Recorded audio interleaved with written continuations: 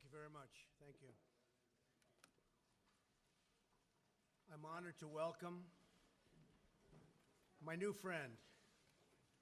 We got along very well right from the beginning, Prime Minister Giuseppe Conte, to the White House.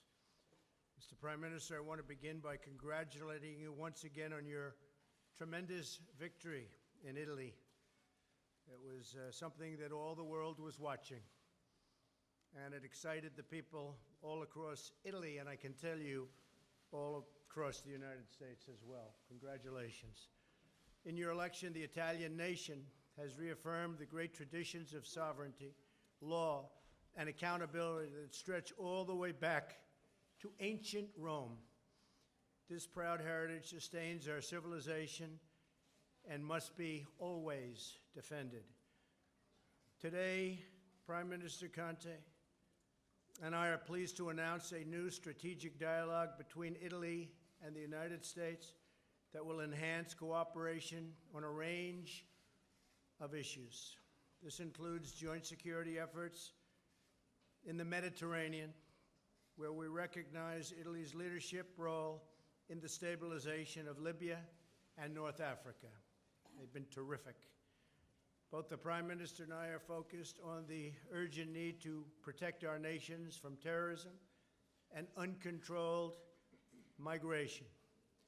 Our countries have learned through hard experience that border security is national security. They are one and the same. Like the United States, Italy is currently under enormous strain as a result of illegal immigration, and they fought it hard. And the Prime Minister, frankly, is with us today because of illegal immigration. Italy got tired of it. They didn't want it any longer.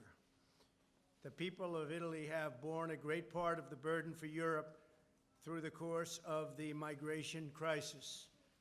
I applaud the Prime Minister for his bold leadership, truly bold, and I hope more leaders will follow this example, including leaders in Europe. The Prime Minister and I are united in our conviction that strong nations must have strong borders. We have a solemn obligation to protect our citizens and their quality of life. My administration is working hard to pass border security legislation, improve vetting, and establish a merit-based immigration system, which the United States needs very, very importantly, very badly. As far as the border is concerned, and personally, if we don't get border security, after many, many years of talk within the United States, I would have no problem doing a shutdown. It's time we had proper border security. We're the laughing stock of the world. We have the worst immigration laws anywhere in the world. In our meeting today, the Prime Minister and I discussed ways to enhance our cooperation in the fight against terrorism. That also has to do with border security. I want to thank the Italian people for Italy's contributions to counterterrorism and operations in the coalition to defeat ISIS, where we've had a tremendous success, as you know, and in NATO's resolute support mission in Afghanistan. The Prime Minister and I also agree that the brutal regime in Iran must never be allowed to possess a nuclear weapon. Never. We encourage all nations to pressure Iran to end the full range of its malign activities. The United States welcomes the partnership of Italy in these vital efforts. Today, we are also addressing the crucial issue of trade and commerce. We are working closely with our European partners, including Italy, to ensure fair and reciprocal trade. A few days ago, I met with President Juncker of the European Commission. We had a great meeting. Following that meeting, we announced a breakthrough agreement to remove trade barriers and increase United States exports of agriculture, energy, and other goods and services to the European Union. Now is also the perfect time to expand commerce between the United States and Italy. America's booming economy, setting records in so many categories, creates enormous opportunities for investment. Likewise, I recommend investment in Italy. It's a great place with great people. I look forward to working closely with the Prime Minister to open up new commercial opportunities that will reduce our trade deficit substantially and increase our mutual prosperity. Mr. Prime Minister, we discussed our shared goal of combating unfair foreign trade practices from non-market economies. They're brutal, but we're winning. These abuses include subsidies, excess capacity, intellectual property theft, forced technology transfer, currency devaluation, and distortion caused by state-owned enterprises. In this area, like so many others, cooperation between Italy and the United States can make a tremendous difference, not only for our countries, but all over the world. And it's making a big difference, and we're making a big difference, tremendous difference on trade and on fairness. But we also have to be fair to the people of the United States and the taxpayers of the United States. Mr. Prime Minister, thank you again for joining me for these important discussions. We are both outsiders to politics. Can you believe it? We are outsiders to politics. I look at all these wonderful politicians, and we're both determined to protect the rights and needs and interests and dreams of our citizens, and we will do that. I look forward to partnering with you to build on the incredible friendship between our countries and to creating a brighter future for both the people of Italy and the people of the United States. And with that, I just want to again thank you very much for coming to the White House. It is my great honor. Thank you.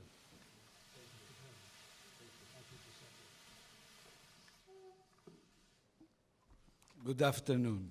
Buon pomeriggio a tutti. I wish to thank you, President Trump, for this kind invitation, for this warm hospitality, only 2 months after the formation of my government. I take it as a sign of the special attention to Italy and to me as well.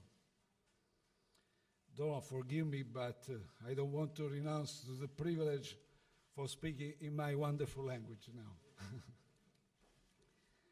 Prima di tutto vorrei rivolgere I would like to un pensiero di commossa solidarietà remember a with tutti i solidarity parenti, familiari to all the delle vittime degli incendi families che sono, and si all sono the verificati members of the families, to the victims of the fires that took place recently in California.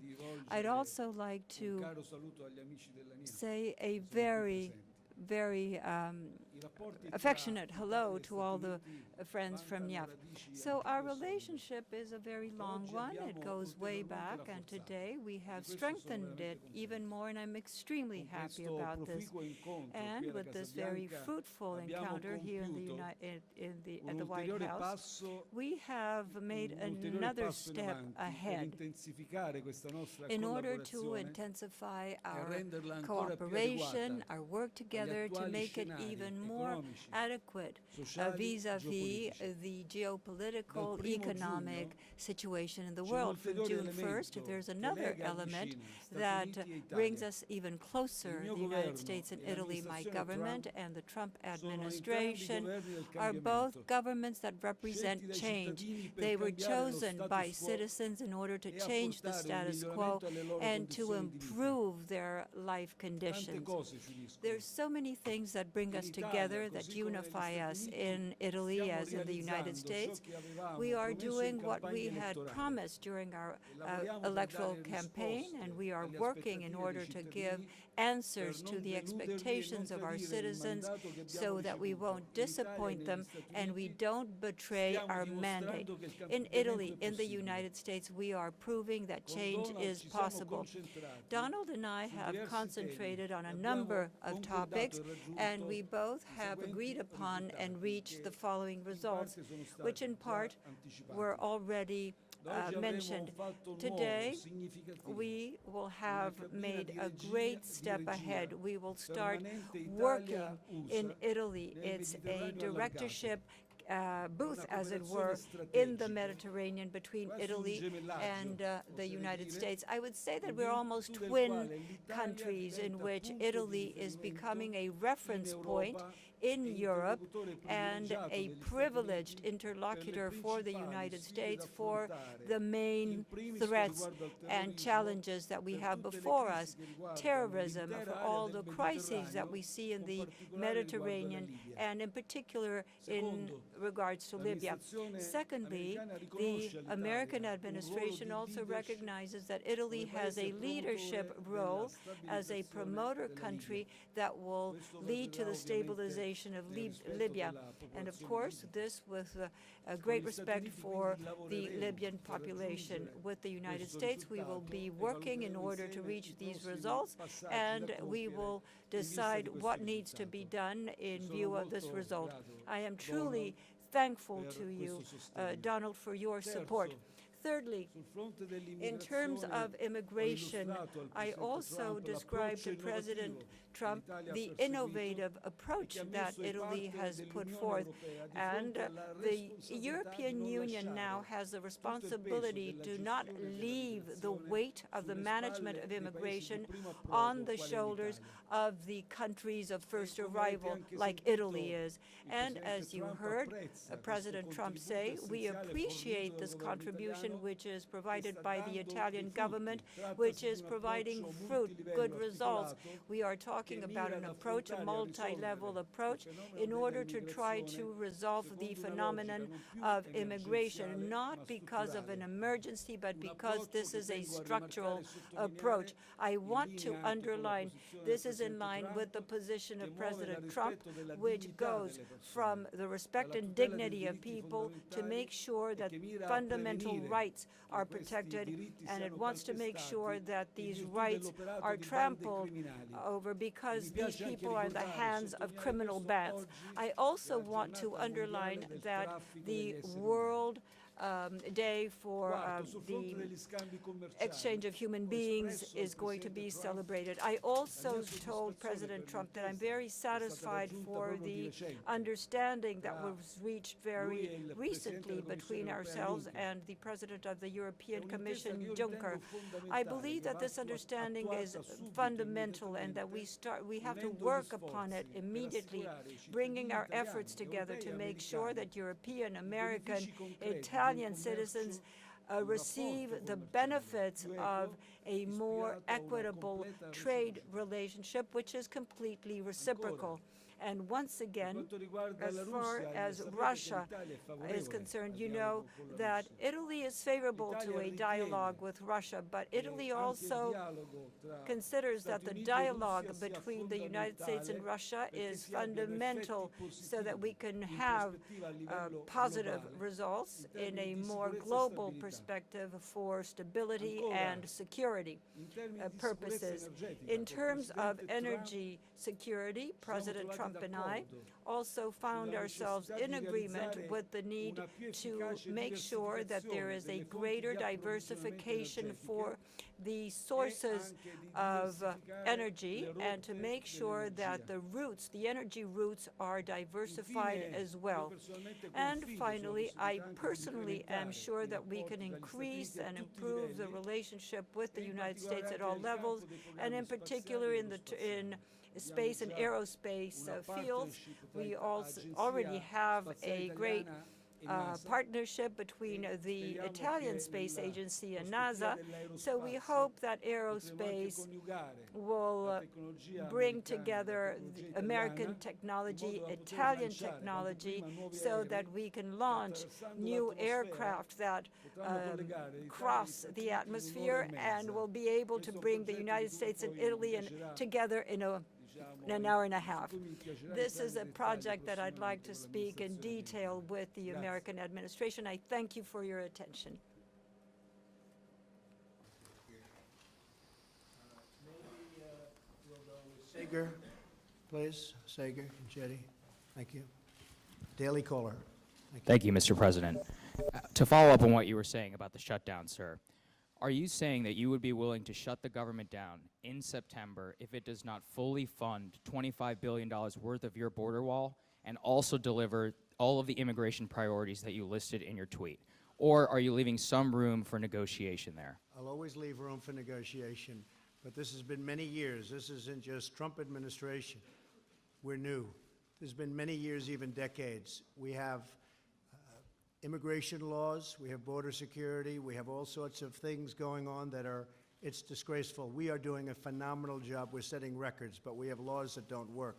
So we're working around those laws, and it's unfortunate. I have to take my hat off to the Border Patrols, for the law enforcement, to ICE, which really has been maligned by the Democrats, the job they do.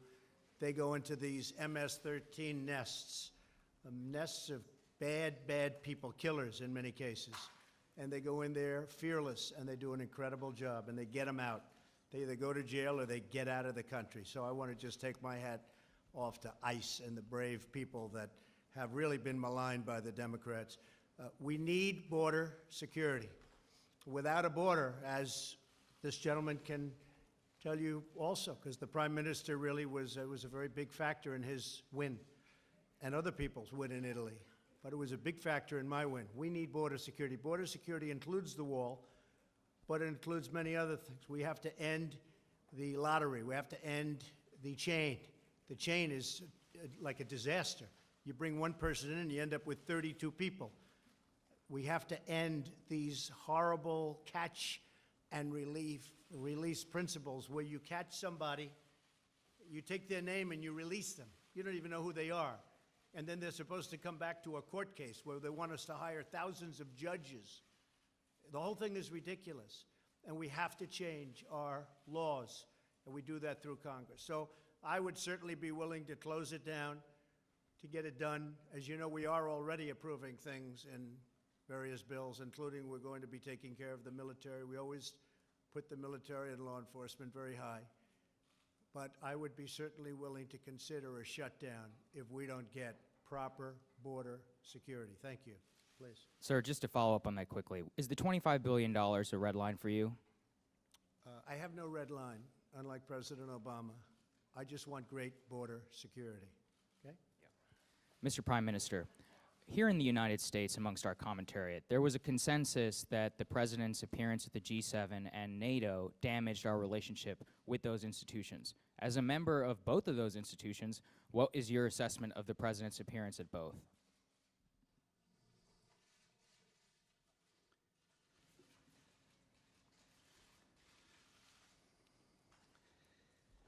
Sia il G7 both the G7 and NATO, we had a very fruitful exchange of views and opinions and of positions.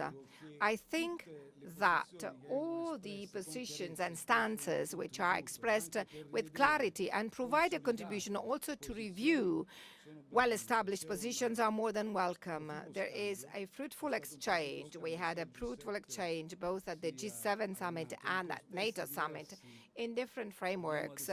We, for instance, in the framework of G7 summit, we agreed on the need for reforming the WTO, the system of the WTO. It's a year-old system which considered China as an emerging country. You can understand that applying those same rules after years with the privileges granted to an emerging country clearly means having a system which is not well-functioning and not well-rational. And NATO, there was also a clear stance taken by President Trump, which I personally share fairly. He expressed a position and the need to rebalance the expenditure which is borne traditionally by the United States, which is very disproportionate. These are absolutely reasonable positions and stances, and I personally take them into great account, and I will be personally the carrier of the message, and I'll try and make the others understand these positions as well. We must negotiate with the United States to find the balance in the interest of Italian citizens, American citizens, and European citizens. Also, I'd just add to that, but I do want to thank you for what you just said, because it's been very unfair to the United States. We had a very good G7 meeting. That's where Giuseppe and I became friends. I think we were probably more closely aligned than anybody else in the room. But it was a great meeting. In every respect, I would say it was very good. And NATO in particular. I went to NATO, and NATO was essentially going out of business because people weren't paying, and it was going down, down, down. You just have to look at the line. I came along last year, and in a fairly nice tone, I said, you got to pay. And they paid $44 billion more. And this year, I said it in a little bit stronger tone. And they're paying hundreds of billions of dollars more over the years. And NATO will be strong again. And if you speak to Secretary General Stoltenberg, I think he's the biggest fan of Trump because he said we couldn't collect money until President Trump came along. And he said last year we collected $44 billion, and this year the money is pouring in. But it's like the Prime Minister said, we really talk about imbalance. We were treated very unfairly. The United States was treated very, very unfairly because we're shouldering anywhere from 70 to 90% of the cost of NATO. That's not fair. It's not fair, especially when you take Germany, and Germany's paying 1%, a little more than 1%, and they're buying and paying tremendous amounts of money to Russia.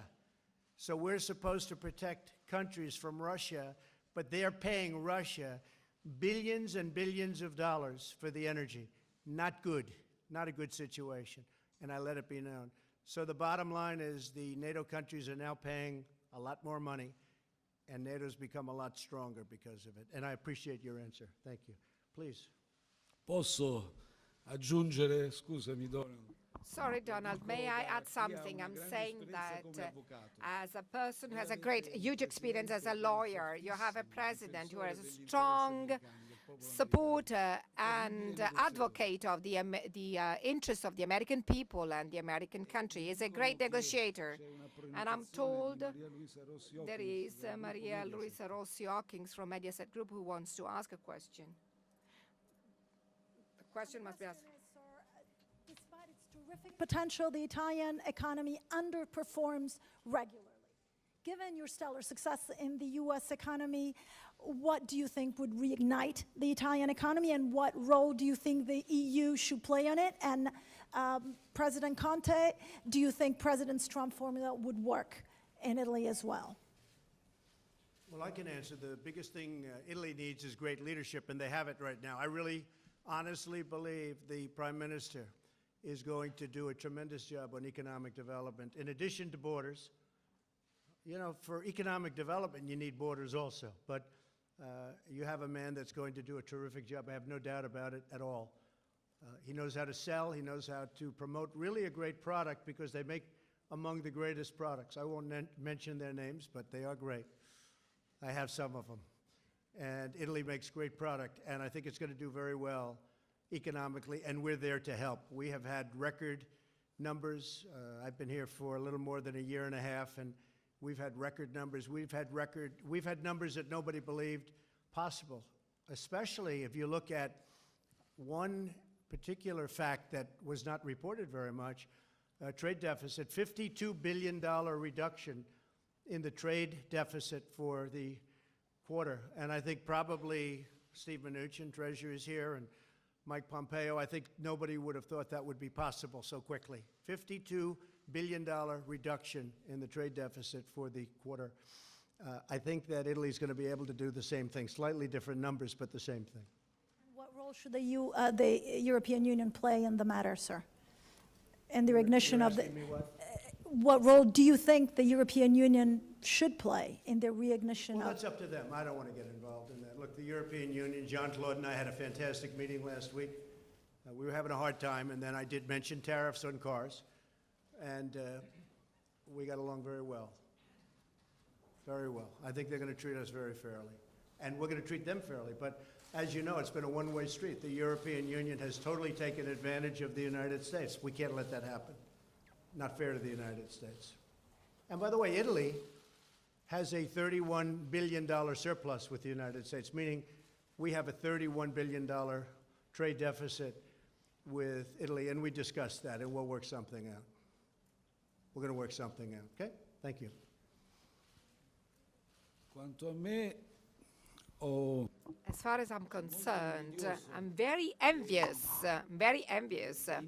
of the records and the growth figures of the American economy. We discussed that before with Donald. Somehow, these are systems which cannot be compared because they have magnitudes, orders of magnitudes which are very different. But at the same time, envious but ambitious at the same time. As government leader, I'm ambitious for my economy to do a lot, much more than what was done in the past. We are preparing a series of structural reforms which we will be submitting to the attention of our European partners too. I do not want the tax reform to be set aside. It was a leverage in this country for economic growth, and generally it represents, if well constructed, it represents a leverage for economic growth by working also on streamlining and simplifying red tape, administration, regulations. We are trying to eliminate corruption pockets. We are trying to speed up the civil trials, the procedures, the proceedings. They are all sectors together with the citizenship income, which will support those people who lose a job to find a new one. These are all the reforms that we consider to be a positive element to represent an economic leverage for our country, which can then try and reach the growth. I do think this, one of the biggest things that we've done, obviously the massive tax cuts, but maybe equal to, would be the tremendous cuts in regulation. And I know Italy well, and they have a lot of regulation, and I have no doubt that the Prime Minister, Giuseppe, will be working very hard on that. But I think, Giuseppe, I can say from our standpoint, one of the most important things we did was cutting massively these horrible regulations. And I believe so strongly in the environment. I want the cleanest air, the cleanest water, the cleanest everything, the best everything. But you had 10 regulations for every point in some cases. It was ridiculous. It would take many years to get a highway or a road approved. We have that way down. We have it down to 2 years, and it'll hopefully be down to 1. And it may get rejected, but at least it's going to go quickly. So we want regulation, but it's got to be cut to a minimum and do the trick. And I think that Italy will follow suit. I know they've looked at it very strongly, and they're going to follow suit. Okay, thank you. Thank you very much. Roberta Rampton of Reuters, please. Roberta. Hello, Roberta. Thank you, Mr. President. You spoke a bit about Iran today and your discussions, and I'm wondering if you could tell us what you think Iran needs to do to reduce some of the tensions. And you've met with the leaders of North Korea and Russia. Are you prepared also, are you willing to meet with President Rouhani, and under what conditions? And have there been any preliminary discussions about something like that? I'll meet with anybody. I believe in meeting. The Prime Minister said it better than anybody can say it. Speaking to other people, especially when you're talking about potentials of war and death and famine and lots of other things, you meet. There's nothing wrong with meeting. We met, as you know, with Chairman Kim, and you haven't had a missile fired off in 9 months. We got our prisoners back. So many things have happened so positive. But meeting with people, I had a great meeting, in my opinion. Of course, the fake news didn't cover it that way, but I had a great meeting with President Putin of Russia. I think it was a great meeting in terms of the future, in terms of safety and economic development and protecting Israel and protecting everybody. I thought it was a great meeting. Great meeting with NATO. I just explained NATO. Hundreds of billions of dollars more money will be paid into NATO, the coffers of NATO, and much already has. So I believe in meeting. I would certainly meet with Iran if they wanted to meet. I don't know that they're ready yet. They're having a hard time right now. But I ended the Iran deal. It was a ridiculous deal. I do believe that they will probably end up wanting to meet, and I'm ready to meet anytime they want to. And I don't do that from strength or from weakness. I think it's an appropriate thing to do. If we could work something out that's meaningful, not the waste of paper that the other deal was, I would certainly be willing to meet. Do you have preconditions for that meeting? No preconditions, no. They want to meet, I'll meet. Anytime they want. Anytime they want. It's good for the country, good for them, good for us, and good for the world.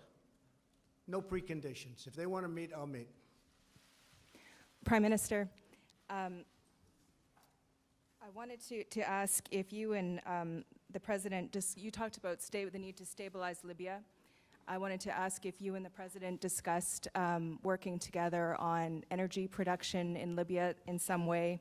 Did you discuss oil production in Libya? Do you see a way for the United States to become involved there, perhaps with Italy's help?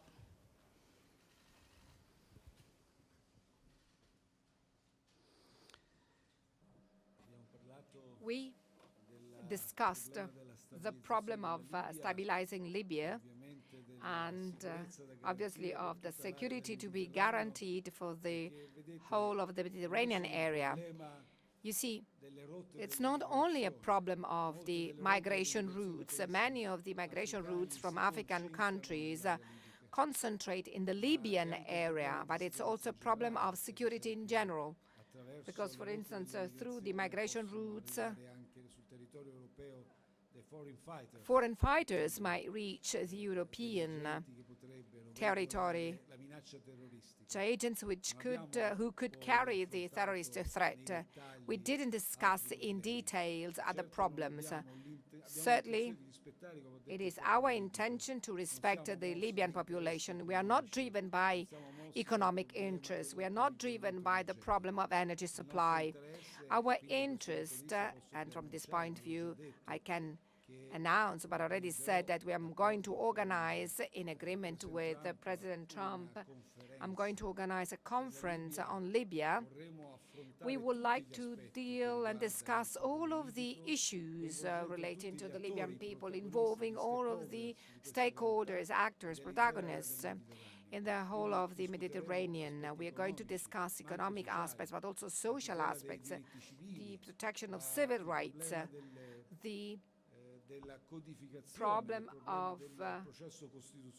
constitutional process of issuing and passing laws to enable Libya, in particular, to get to democratic elections in a condition of the utmost stability.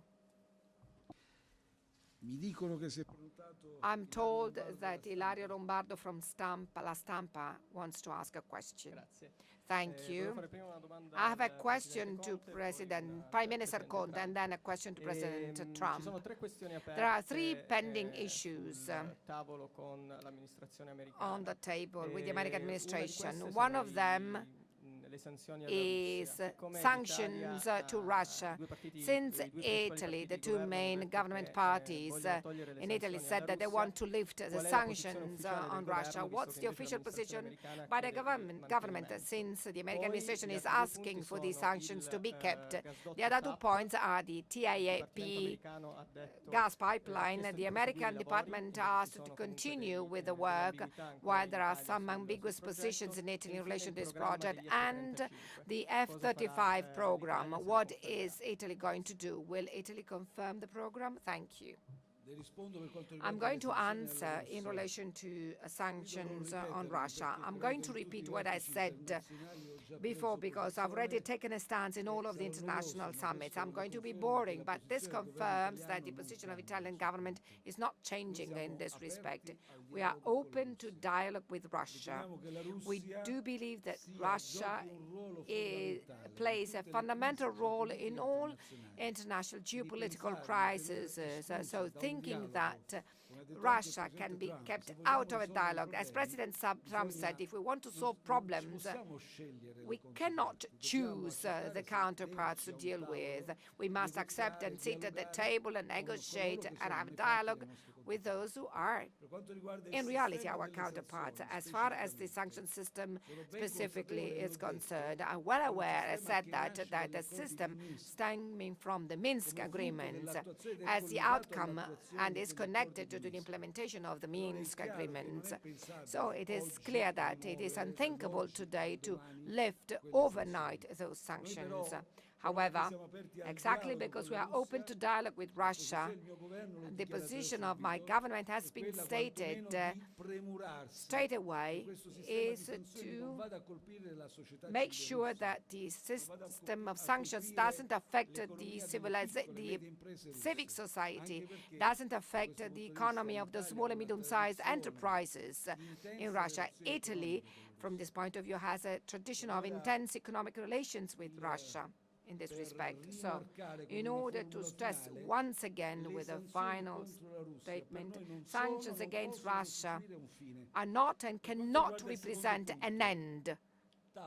Second issue, Trans-Adriatic pipeline. I discussed this with President Trump, and I reported to him that my government is fully aware of the fact that this is strategic work in terms of energy supply to Italy and to the south of Europe and the Mediterranean area.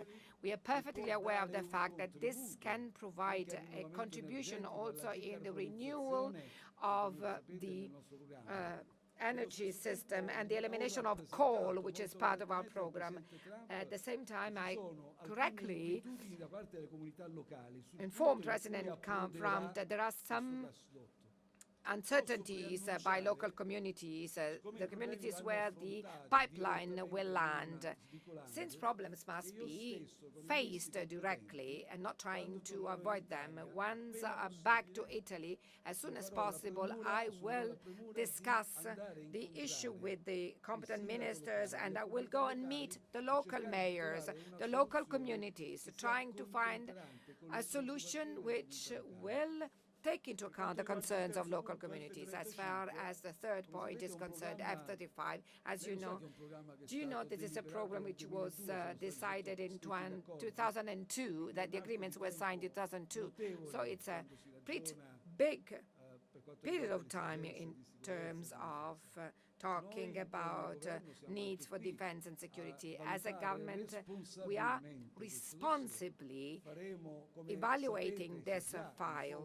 As you know, there is already a process of orders being issued, which is taking place, and these orders are issued much earlier because the work is very complex. So we will continue to follow this file, and we'll make all the necessary choices in a very cautious way in view of the needs of defense and security, being fully transparent with our partner, the Trump administration. Thank you very much. Sanctions on Russia will remain as is. As far as a pipeline is concerned, I'd like to see a competing pipeline. So, Mr. Prime Minister, I hope you're going to be able to do that competing pipeline.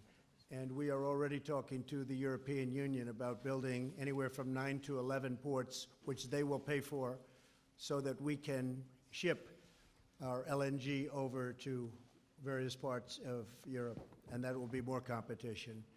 But the sanctions on Russia will remain as is. Okay, thank you very much, everybody. Thank you. Thank you. Thank you. Thank you very much.